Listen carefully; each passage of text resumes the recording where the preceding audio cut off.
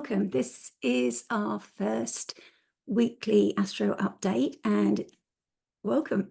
Welcome to my good friend Christa, who stepped in at the very last minute. It's a challenging time. We're in the retrograde shadow of Mercury, so I did expect we might have problems. And we have. Christa is kindly sharing her screen for me because my screen share wasn't working. So please bear with us with the technical updates because Christa hasn't had long to familiarise herself with what I've set up here. So if I ask you to introduce yourself, Christa, and tell people where they can find you. Sure, yeah. My name is Christa. My nom de plume in the internet is Practical Astros. So you can find me wherever Practical Astros brings you: Twitter, Instagram, Facebook, all the places. My website, I met Sonia at Astrology School, which is always so fun to say. And we are happy to bring you the weekly forecast for August. This is an experiment, but everything's an experiment. So from that, let's go to the next slide, which is this. Yeah. So here Quite we a view. Yeah, the astrology for the month. And we'll be focusing in on week 1 today. But we're giving you the lie of the whole month as well, so you can get a feel for it. And we've got a lot of squares happening. And we were meeting last night and we spoke about this and decided that they really are like the opening squares. If you think of like a full moon and a new moon sets the theme of a new story. It's a new beginning, a fresh start. And then the opening square is when it waxes, it's growing. The story's beginning, and the first square is kind of when you start to see what this story is all about. And you're asked to start making adjustments because you're starting to understand what it's growing into. It's time when maybe some of the problems start to show up. So that's kind of the phase that we're in, and it's why people are finding it's a challenging time. And especially when we're getting a lot of these all together, it's even more so. We're having to roll with the punches, I think. What do you see, Christa? Yeah, I mean, the first week, especially, we're fully in Leo season, right? So it's like the sun is premiere, but then this, particularly the 19th of August, because there's just so much happening all at the same time, right on the full moon illuminating all of that. But that's when things start to really, adjust, and we are going to be asked to adjust ourselves and our priorities and what we can, all the things that we can hold and the choices that we make. And I mean, there's just going to be a lot brought to each of our attentions, and it won't be smooth sailing. It won't be a stick your head in the sand sort of month. It's going to be challenging, but that's life too. The first week I feel like might be easier to talk about. It is kind of setting up the game for the rest of the month, though. Particularly that middle part of the month is going to be quite intense. Should we go ahead and launch into? Yeah, I mean, the next screen, we've got an overview here, and Peter from Right. AstroSeek does this really great graphic, and that shows us where the planets are going, where they've been for the whole of the month. And I'm going to try annotating. So I don't know if you want to talk through what we're seeing. And Sure. I'm going to see if I can. I had a practice at this earlier. Well, I love that Peter does this because it gives you a visualization of just the entire zodiac, the whole zodiac. And so you see where there's movement, where there's an absence of movement. It doesn't show the moon because the moon goes through every single sign within a month. And it doesn't show the sun because the sun is primarily, at least in Leo for this month, it is ingressing into Virgo. But you get to see, okay, well, there's Saturn still over there in Pisces. You see that Pluto right there at that 0 degree of Aquarius moving backwards into Capricorn. You see how quickly Venus is moving. Usually Venus and Mercury, you see those lines kind of comparable and distance, but because Mercury is retrograde, it's kind of going back over. But you see how little the outer planets move and how quickly the inner planets move. So I like just getting that visualization. Where is going to be the swiftest change? Where are things going to be returning? Where are things going to be continued to be kind of slowed down with the retrogrades? It's just a nice visualization of the planetary movements.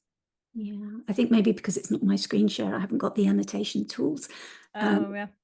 But yeah, the other thing I got from this as well is we can very clearly see who's affected. And we see the mutable signs showing up here with the opposition to Saturn, Venus and Mercury traveling from, I'm going to struggle to find my words again, Virgo back to Leo. So here we're going back into the fixed energy of Leo.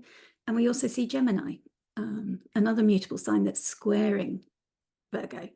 So we see this is where all the action's happening, and it's really clear to see it then. When we break it down into this is squaring that, this is squaring that, it's harder to see the full picture. But here we can see this full picture of, okay, there's a lot of action here and there's a focus here. And then we've got this the visualization, the visualization that just came through was, if you look at these almost as like raindrops, this is where water is going to be poured down to kind of feed different parts of your chart. Other parts of your chart are not going to have rain this month, but the others are going to have rain, which is nutrients, and it's life-giving, and it's maybe there's weeds there and those will also grow. But just like when we say focus on an area of a chart, just think of like the energy that you give to certain topics and subjects. The more energy you give it, the more it's going to grow. And so these mutable topics are definitely being fed this month. Yeah. So if you're not sure what the mutable signs are, we're looking at Pisces, Gemini, Virgo, and also Sagittarius, because that will have the opposition from Gemini and a square from Pisces and Virgo. And then when we're talking about the fixed signs, we're also looking at Taurus, Leo, Scorpio, and Aquarius. So those are the signs that are activated there. So if you've got your sun, moon, rising there, but also if you've got any other planets, if you don't know, you can go to astroseek.com and enter your birth data, and it will tell you. I've got a video on my YouTube that shows you how to do that if you don't know, but you can pull up your chart and get a free chart, and it will tell you. And then just look for this little sign for Gemini, this little sign for Virgo, and it will tell you what house. And then I've got another video that goes through the house topics, and that's what kind of areas in your life are being activated, what kind of topics you might expect. So that's and what if you like the way she does that, you can hire her as an astrologer to read your chart. Yeah, both Christa and I have our books open, and there'll be links to, and there is on the start and end screens as well, links to us if you want to get more details and information. And the other thing is that not all these transits affect everybody, because it does depend on where your planets are in your chart. So you don't have to think that everything is activating everything in your chart. But certainly if you've got a lot of placements in this, it might feel like it this month. Because like Christa says, it's raining on your chart in these places. So should we get I had someone send me a message with a picture of their chart, and they're like, what am I supposed to make of this? And I was like, nothing, you just hire an astrologer. Yes. Yeah, because it's so hard to see everything. I mean, that's how I started, was trying to work out my own chart at once. And it was like, okay, do I hire an astrologer or do I learn astrology? And I was having a 9th house activation, which is about studying. So I did both. It was like, I recommend using your chart to study astrology is a great way, because you're gonna have the most memorable anecdotal experience as you start to understand what transits actually mean. But for the first time, if you're looking at it, it just looks like a foreign language. So hire an astrologer to introduce you to it, and then start going down the rabbit holes, because that's pretty much what it is. Yeah, Speaking of rabbit holes, beautiful symbolic language, and it needs interpretation. And there's multivalent ways that it can speak, and a lot of that comes through what's happened before in your life and what's happening now. And that's how an astrologer interprets it. So what we're doing now, looking at these charts, we haven't got the information on your life, so we can't say how it would affect you personally. So that's kind of important to say when you listen to these and think, well, that's not what's happening for me. This is a very general kind of interpretation, but an astrologer would go a lot deeper. Well, and that's the idea of these forecasts is, we practice Hellenistic astrology, which puts an emphasis on the rising house, the first house. That sets kind of the tone of the angles, the loudest topics of your life. And so as we go through these transits for each week, we'll talk about, okay, well, if this is a Scorpio rising chart and the sun is in the 10th house and Pluto is down there in the 4th, those are going to really highlight those topics of life, because With Scorpio rising, it puts the sun and Pluto there in fixed signs. It puts those in the angles. And all of the houses in astrology derive their meaning from their relationship to the angle, and the angle is determined by the rising sign. So as we go through these, we'll talk about this. You don't have to necessarily understand it fully, but if you understand that you have a Gemini rising, or you have a Libra rising, or a Scorpio rising, we'll talk to that about, the cardinal or tropical signs, the fixed or stable signs, or solid, I guess, and the mutable signs. So we'll talk about that. But the idea of the forecast is to kind of put it into those modalities of, if you have a rising sign that's of one of those modalities of where these transits are going to hit. Yeah, that's really great. So we've got Uranus. So let's start. Squaring Venus. So that kicks us off. Venus is I call her our laughter loving queen. She signifies women and beauty and love and sex, all the things that we like to enjoy. And we see her now in Leo, and Leo is like the regal sign, it's sometimes called. It's also a sign of authenticity, where she would express in a way that we were talking last night about. Maybe she's wanting to like have a glow up in that way that she's wanting to present, but also find her true essence, if it's affecting women there. But when she's squaring Uranus, there's this story that started in that Taurus area, and she rules Taurus, so that's quite important to know. And Uranus is that unpredictable planet, can bring sudden insights, can be, I like to think that it will bring insights, but it can also shake up things, bring revelations, and can be very much the unexpected. When we had the Mars-Uranus conjunction, the people were getting trees through their houses and all sorts of sudden things happening. So it can be very unexpected events, and you may see that as a developing story. And I've got the date here. They were together on the 18th of May. So that's when the story was likely started, but you might not be aware of what that was that started in the Taurus area of your chart. But now it's coming more to light. What do you see here, Christa? Yeah, because when they were together, when planets are together, sometimes it's hard to extract what's happened with each one, especially like such an outer planet like Uranus and an inner planet like Venus. When they come together, it might just be a little bit more nuanced, or their significations were so submerged together that it was hard to say, like, that was definitely those two coming together. Venus, especially, because Venus brings ease, right? And Venus is at home in Taurus. And so when they were together at that degree in the Taurus home, this is like the first chance that we've been able to see, okay, well, what actually was going on? What is the grit around which a new pearl can aggregate?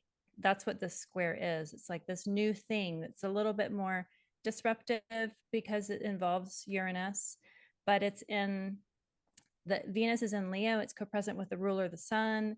So if you look at the fixed rising signs, Scorpio, Taurus, Aquarius, and Leo, this is happening in the 1st, 10th, 7th, and 4th houses. So it's 1st as self, 10th as what you do for a living or how you're publicly seen, 7th of relationships, and 4th is like how you root your ancestors, your bloodline, your lineage, that sort of a thing.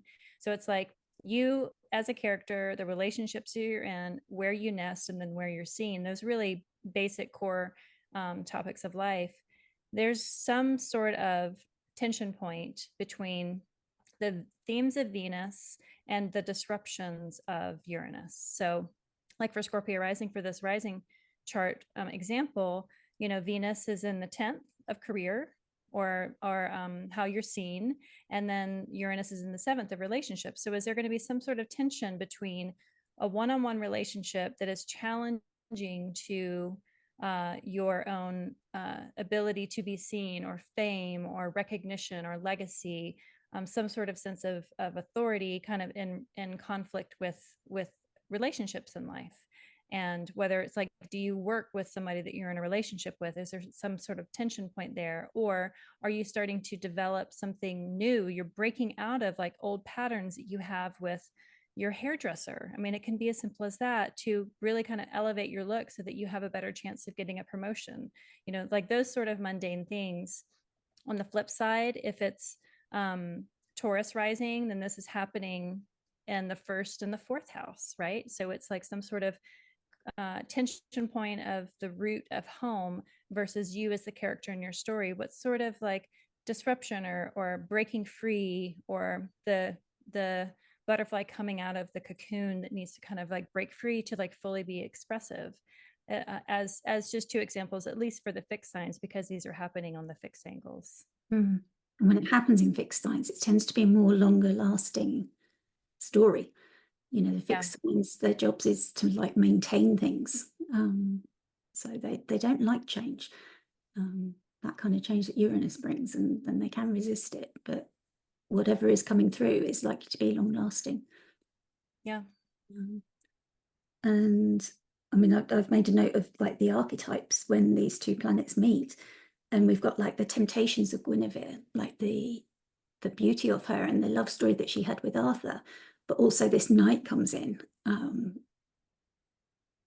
but I can't think of his name at the moment.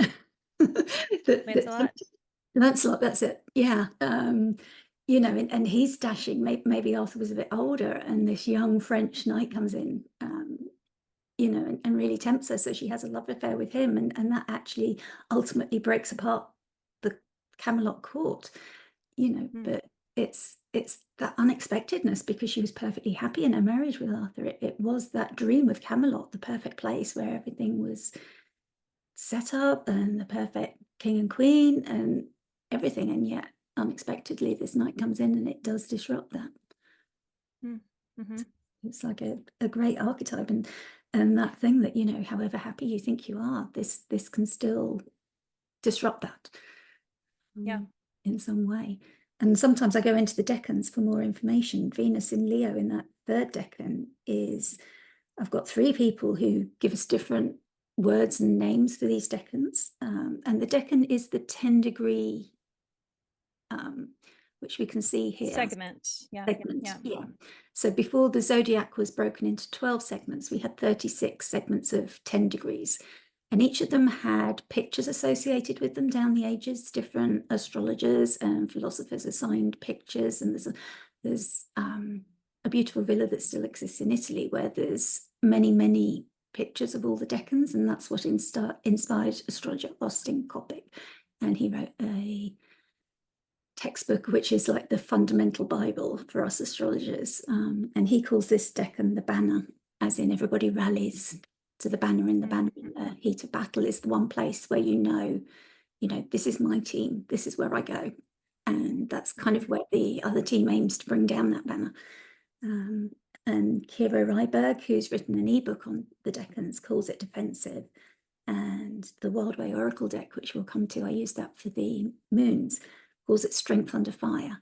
So it's that position of defending what you've got, know your team and know how to defend it. And that's kind of, that Guinevere thing as well. It was like, was she defending Camelot, or did her love affairs and emotions kind of put that in jeopardy?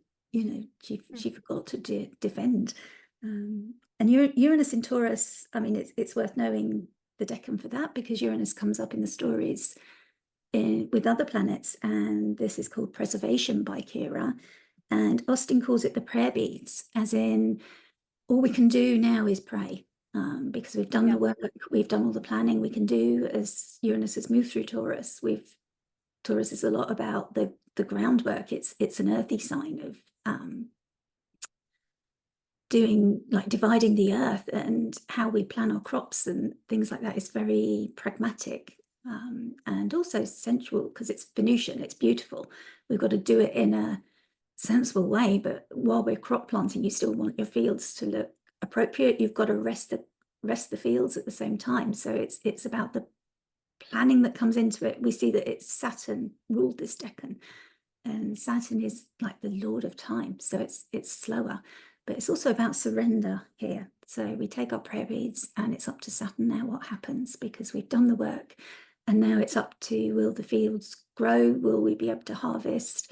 Will there be storms? Will there be rain when we need it? it's kind of up to the fates now. And the Wild Way also It's says, curious to know. Oh, sorry. What does Nicola say? Nicola, the Wild Way says, weather the storm. So it's the same idea. Oh, yeah. Yeah, you know, the storm's in charge here. You know, and you've just got to go with the fates again. Yeah. And that's very much what Uranus is like anyway, doesn't it? I just noticed that Uranus is in the bound and decan of Saturn, and Venus is in the bound and decan of Mars. So while, you know, while the square is happening, they're kind of operating with the tools and given direction by both of the malefics. So just on a personal level, you can look at, you know, what is your Leo house? What is your Taurus house? Where is their tension? Where is their restriction? Where is their severance? And where is that needed to ultimately move forward with that Venus, because Venus moves a lot faster than Uranus. So Venus is coming through almost as the instigator of this tension and change. And, you know, I'm a believer that Venus comes in and is not very harmful, even though in the moment it might seem very disruptive and it might still hurt, that there's more of a chance that it'll actually be much for the better. So surrendering and praying with the prayer beads and operating through these malefics might in the moment just be incredibly intense. But, you know, so there's so much of a silver lining vibe to this transit that I wouldn't necessarily hazard too much of a warning. It'll happen really, really fast. And it happens on Friday, which is Venus's day, which is a nice little wink. Yeah. Yeah, we do like that when we see those things in the chart, that they do help, don't they? Yeah. So the next one we have is actually the new moon, which is also going to be in Leo. So we have this, Venus is there at that 29th, that anaretic degree, this degree of crisis, but I like that she kind of held on being in Leo so that she could witness this new moon. So there, that square is still happening within a couple of degrees, but it's Venus is flowing forth. And so I feel like this might also tie in. It'll be the same weekend as that Venus Uranus square of the new moon. But I really love this new moon as an opportunity. It still brings in those similar themes that we just talked about. And again, looking at the Leo house as to where this new moon sort of new story will begin. Yeah, and we've got those keywords. I mean, Nicola Allenart calls it victory, and we see this Lynx here who's got his laurel crown on, and Austin Coppock calls it the laurel crown, this decan. So again, the story of the decan, and it's all about really celebrating your victories. Take a moment to see how far you've come. Obviously, this is a seeding of a new moment, but it's also about celebrating where you are and what you've achieved and noticing it. Which is very much the theme of Lammas, which is the festival we've just celebrated on the 1st of August. And the keywords that she's given us for Leo 2 are victory, fame and glory, good fortune and powerful luck, which are all like really nice things. We like them. The fact that Venus is there as the benefic, it's like some really nice energy to bring August in, you know, for us. It's Well, and I like that we have the new moon starting us off this first week of August. It's like there's chance to kind of lay down some good intentions, get ready for maybe some challenging times, especially 2 weeks later on the full moon, just because there's going to be so much happening. So taking this first week of like, you know, preparing and being intentional and maybe being a little bit more like inward and meditative and you know, mimicking the moon of being going into the dark of your own mind to kind of find those nice hidden places of like, what do I want? There's an authenticity to Leo of like shining your true light. And so what sort of light would you like to begin to shine, especially through the house of Leo in your chart? So if like Leo is your 12th house, you know, if you need to kind of take that space to, I'm a big fan of just walking in the woods. You know, the Japanese have the term for forest bathing, and it's just escaping into something that is beautiful and it has less stimulation, so that you can quiet the mind, so that you can kind of have that stillness and that darkness. You know, if Leo is your 7th house, you know, what sort of respite do you need to have with other people? What sort of kind of kind of retracting in so that you can start some sort of a new process with the people that you care about, and be with people that you feel authentic with and that they are authentic with you. There's all sorts of ways you can do it. I love using the new moons as ways, as that seeding point to kind of, here's a chance to start over, whatever you want to start over with, even if you have to do this a couple of times. There's a Bob Dylan line of like, what price do I have to pay from going through these things twice? And new moons are great chances for that. Just start over, just do it again and see if you can get it right. Yeah, and the energy carries through. It's not like you don't have to do it on the day. You know, you've got days after. As the moon, you've got 2 weeks as the moon grows fuller in light, and you've got the whole of those 2 weeks, you know, that you can use this energy and bring it through, bring something that you want to begin in that area and bring it through. And the other thing I wanted to say about this decan, we can only see one Jupiter at the moment, but there's 2 different methods of looking at the decan rulership, and one is called the triplicity method and one is the Chaldean method, and it's the Chaldean method that's being shown here, which is the order of the planets, but the triplicity method is also the support system of planets that are of a like kind, the elements. And also in the triplicity method, it's also Jupiter, which makes it what we call a double decan, which is like an added emphasis. So it's got that extra boost of benefic power. And of course, we find Jupiter there in Gemini, and it's in Venus's decan. So there's like this really nice, although it's not a complete mutual exchange, but with Venus in Leo, it just feels nice that the benefics have got that kind of energy switching between them, even though it's not strictly speaking an exchange. So after the new moon, it's like just a few hours later, right? Maybe 12 hours later. We have Venus, which held on at that 29th degree of Leo and has moved into Virgo.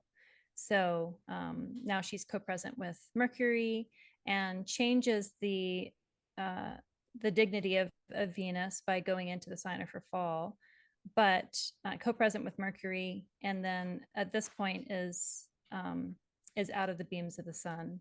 I think it's a 15-degree orb, so she's fully out and across the sign boundary. So she's not so sunburned.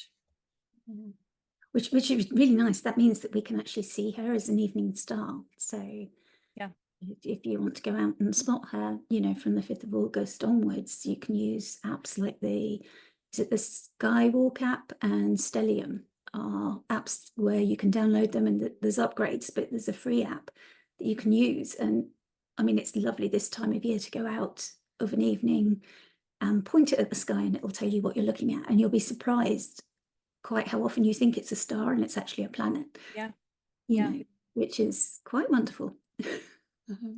Well, and the story of Venus as a morning star versus an evening star, it really does change her vibe. It changes her mood. It changes like the myths around her. So while she is fallen in Virgo, she is kind of coming across as more of a peacemaker at this point.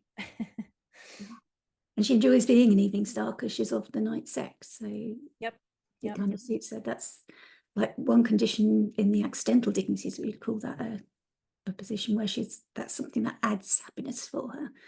Even though, I mean, we were saying that she's not in the best position. She's not comfortable in Virgo. It's the sign of her fall.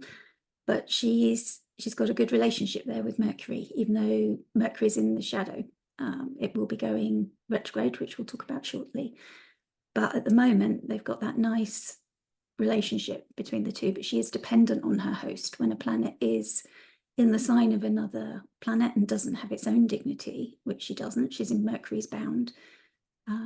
So she is dependent on her host, and we see the significations blend a little bit. So Venus then takes on some of Mercury's attributes.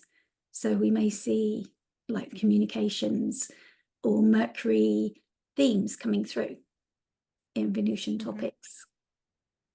And I like that Mercury is still direct when she goes in. That ingress chart of her going into Virgo, he is within the shadow, but he is still direct. So it's like he waited for her to come to his house before he turned back around to go back to Leo. I think that's very charming, Mercury.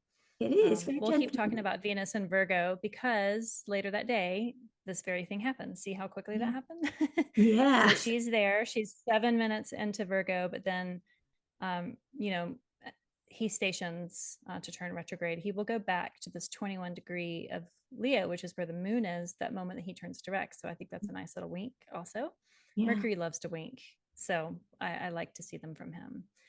What do you think about just the overall Mercury retrograde? I mean, this is, we have the new moon the day before. Now we have this Mercury retrograde in Virgo going back into Leo.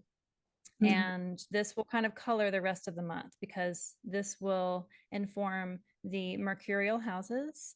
It will inform this Mars Jupiter conjunction that is beginning to take form. It informs the Venus. And then when Mercury goes into Leo, it will also inform just this Leo house and the sun. So, what's your overall idea of just how we might experience this first week of Mercury retrograde in Virgo?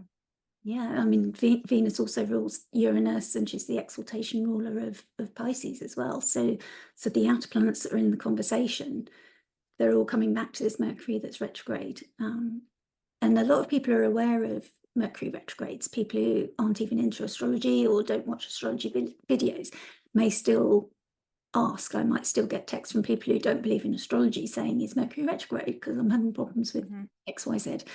And you check. Now, something came up last night when we were talking about this, and well, first of all, I'll say the last Mercury retrograde, because they come around quite often. So the last one was the 25th of April, and that happened in Aries, which is like a cardinal place, and quite close to the eclipse degree. So that was like a different kind of story, but this will be a different experience because Mercury is actually, we take this chart of the station as setting the theme. And of course, it's in its domicile and exaltation. So that means that it's got a lot of dignity. It's got a lot of control over what's happening. But I was watching Dan Waite's video this morning, and he was talking about Rick Levine saying there's just too much Mercury, because when Mercury slows down, it's a lot closer to the Earth. So we're just really going to feel that influence because it has got that crown on its head of being in its own sign and its own exaltation. It's like as dignified as Mercury ever gets in Virgo, and then it's retrograde as well, which makes it closer. It's like we're really going to feel Mercury. So more but when they're retrograde, it's slow, and luckily it only went 4 degrees into Virgo before. It's going to spend more time in Leo than it will, because Mercury is retrograding primarily in fire signs this year. But yeah, when they're retrograde, they're slower. So usually you see Mercury just speed right through. Like Mercury went through Gemini, its other domicile, in 14 days this summer. Yeah, like it was that was so crazy. quick. Yeah. And retrogrades usually happen for about 3 weeks. So but we'll get this taste of Mercury in Virgo. It'll go back to that 21 degree in Leo and then go back forward. So I'm looking forward to it. When it's forward, it'll make a cazimi with the sun, an inferior cazimi, and then it'll go through and make another one on the other flanking sign in Libra later on in the fall. But I'm looking forward to when he's going forward and kind of like chasing the sun again. I think it'll have a different feel. This time it's like, okay, how can you use a retrograde? Mercury goes retrograde more than any other planet. It's very close to us on Earth, and so it feels like it is felt more. It's kind of broken through the astrology bubbles into the muggle world, so to speak. Like most people have heard of Mercury retrograde. There's plenty of memes around it. There's plenty of people that disparage astrology and say that we just blame everything on Mercury retrograde. We actually don't. At least I can speak for myself. And I like a retrograde as a chance to kind of pause and like pull back and retract, just like a wave kind of, there is an ebb that is as equally necessary as the flow. And that retrograde kind of helps us pull back.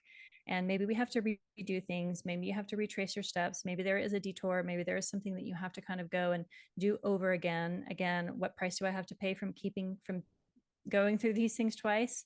The price you have to pay might just be your time, or broken down on the side of the road, or a busted cell phone that I remember doing that the first day Mercury went into retrograde in Sag a couple of years ago. I almost to the minute stepped out of my car out in California. My phone fell out of my pocket and the screen just smashed, just shattered. It's like, that's how this is going to be. Okay. So Yeah. this is the ingress chart. So take advantage of it, of when Mercury goes retrograde. This is 6 in the morning over in England. So it'll happen, right around midnight on the East Coast for the United States. And, do you have an ingress moment of this Mercury retrograde that will color the theme of your own story? You can look at the Virgo house in your chart. You can look at the Leo house, since it'll go back to that, and see if you can get some sort of, oracle wink of this is what this is going to be like. So good luck to us all. Yeah. And I think of it as like the universe's way of telling us to slow down.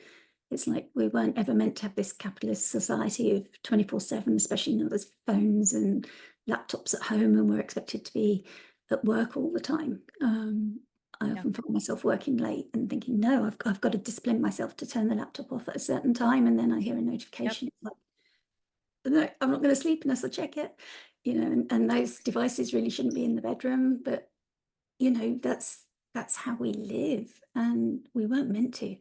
And the universe built in these retrogrades as a way to just slow down.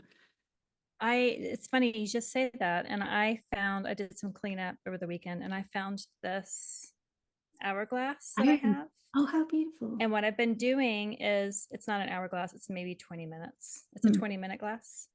And because I have multiple writing projects that I'm getting distracted, which is classic, writing issue. And so what I'm doing is using this tangible thing, which is Mercury in an earth sign. This is my limitation. So when that time gives up, then I can go and do other things. And that slowing down, that tuning out all the static and all the ability to access all my emails and all my socials and the text and all the needs of everybody around me. The slowing down and being intentional with going back and editing, or going back and really reviewing what I've written. It's hard to kind of break out of the momentum that we create for ourselves. And so if you need a little trick, doing something tangible, like even just setting a timer on your phone, just as a way of practice of setting a timer on your phone for 12 minutes and just sitting down and then just trying to calm your mind down, as a way to kind of honor Mercury is going to be retrograde whether we like it or not. So what are you going to do to participate? Are you going to try to push forward and fight against it? Because I feel like that's when you have the harder issue. If you do something that's inventive, which is very mercurial and pretty, like I love the little pink, which is the Venus, just to play with it a little bit more and see how that can kind of shake it up. We already have that Venus square to Uranus, so there is going to be some sort of shakeup in the Earth triad anyhow. So being able to roll with it, ride with it, be inventive, be playful, know that it's not forever, so that you can give yourself the time and the ability to handle the hiccups when they come, because they are going to come. Sure. Yeah. I was just thinking one other way that I use it is, for example, this project, starting it now. I did second guess myself whether this is a good idea or not, but Mercury retrogrades are a really good time to test things, and to not necessarily start things, but to dry run things or soft launch things, because all the problems that you have will pop up. You'll be very aware of everything that can go wrong, will go wrong. And then when you start it proper, then you'll know everything. You'll have dotted all your I's and crossed all your T's by then. So yeah, it's like I've got a Leo sun, and I was like, well, if not now, then when? So it was like, okay, right. I'm going to anticipate as many problems as I can, and I'm going to roll with the punches and know that other problems will crop up, which they did. Yeah. But just allow myself the time and the grace to go with them, so that they weren't going to phase me. And I think that's the best way, is just allow yourself extra time with everything. Don't put yourself under pressure of time to be anywhere or to do anything. Whatever you can do, build those breaks and structures in. And also my my laptop, my iCloud, everything gets full. I know when Mercury's in shadow because everything suddenly gets full and I have to start doing those clear outs. It's like, okay, Yeah. Mercury, it's that time again. So yeah, We'll back up. keep talking about it, Yeah. like throughout the whole month, because it's gonna color this, but Mm. um, this is a moment that we are going to return to later on this month. That we kind of brought it up in a conversation that we had yesterday. Do you want to talk about this now?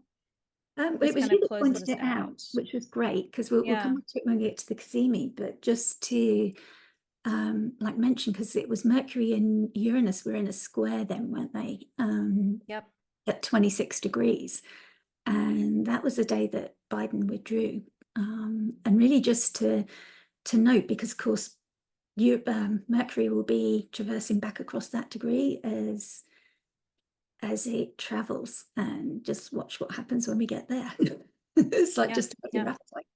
It's like, yeah, that's coming up in August. Yep. Thank you so much for joining us for the weekly forecast. You can find more information about Christa and practicalastros.com. You can go to her Twitter, Instagram, and Substack. And on Substack, you find her amazing writing. And she's doing some great projects work there and really leading the way in astrology and writing some really beautiful and thought-provoking articles. So I do really recommend checking her out there. You often hear creators ask you, could you please like and subscribe? And I can't emphasize enough how important it is for small channels. It really does make the difference to allow us to continue to make free content for you, reach the audience that our content is made for. And we can do this with your help if you've enjoyed it. It gives us immediate feedback on what you're enjoying and what you would like more of. It doesn't cost you anything, and it's a great way for you to support our work and just let us know that you're enjoying what we're doing. So if you have enjoyed this content through to the end and you'd like us to keep making it and make more of it, that's a great way for you to let us know. So wherever you're watching this, please do give us a thumbs up and give us your support. And we really appreciate it. Thank you so much.